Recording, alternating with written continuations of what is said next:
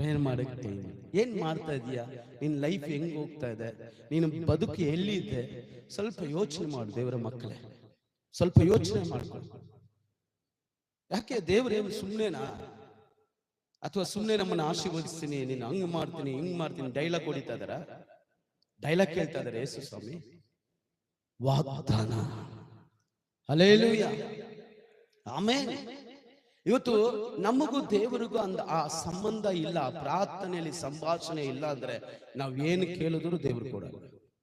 6 ಗಂಟೆಗೆ ಬಾ, ಭಾನುವಾರ ಬಾ, ಇನ್ನೂ ಒಂದು 10 ವರ್ಷ ಕೊಡ್ತೀನಿ, 2035 ಆಗ್ಲಿ, 2035 ಆಗ್ಲಿ, ನೀನಂತ ಹಂಗೆ ಇರ್ತೀಯ.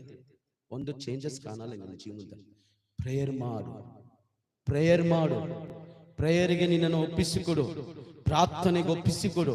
ಪ್ರೇಯರ್ ಮಾಡಕ್ ಬರ್ತಾ ಇಲ್ವಾ? 4 ಸಹೋದರಿ ಜೊತೆ ನೀವು ಸಹೋದರಿಗಳು